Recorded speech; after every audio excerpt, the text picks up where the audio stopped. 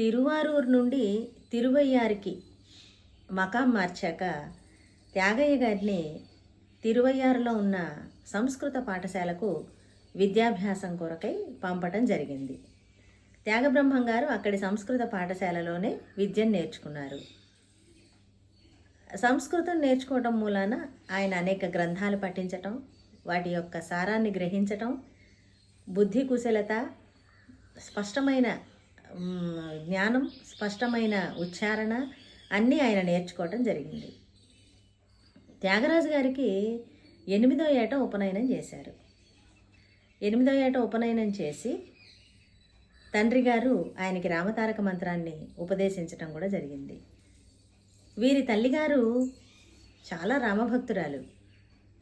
త్యాగయ్య గారు చిన్నప్పటి నుంచి కూడా ఆమె నోటి నుంచి శ్రీరామ సహితం భక్తి సహితమైన కీర్తనలు, భద్రాచల రామదాసు కీర్తనలు, పురందరదాసు కీర్తనలు నేర్చుకునేవారు, వింటూ ఉండేవారు. అవన్నీ ఆవిడ పాడుకుంటూ ఉండేవారు అన్నమాట.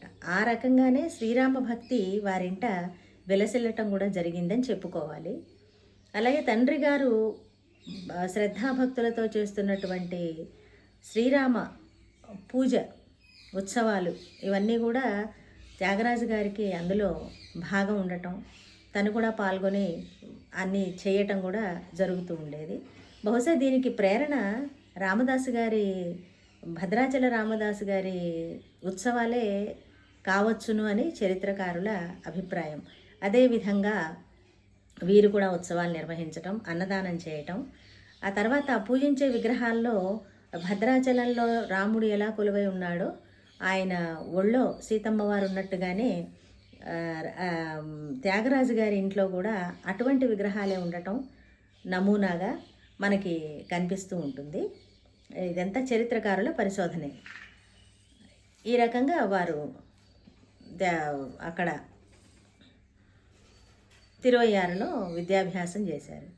అసలు త్యాగరాజు గారు చిన్నప్పటి పరిస్థితులు అంటే చిన్నప్పుడు ఆ రాష్ట్రంలో ఉన్న పరిస్థితులు, దేశంలో ఉన్న పరిస్థితులు చూస్తే ఎంతో ఘోరంగా ఉన్నాయి. ఒకవైపు కరువు, ఆర్థిక బాధలు, ఆర్థిక సంక్షోభం, కరువు కాటకాలు, ముస్లింల దాడులు, రాజుల మధ్య సయోధ్యత లేకపోవడం, అనేక మంది యుద్ధాలకి రావడం, ఇటువంటి దారుణమైన పరిస్థితులు తన చుట్టూ ఉన్నప్పటికీ త్యాగయ్య గారు రామభక్తితోనే తన జీవితాన్ని సుసంపన్నం చేసుకుని ఆ కష్టాలన్నిటినీ తన మీద పడకుండా, ఆ నీడ కూడా తన మీద పడకుండా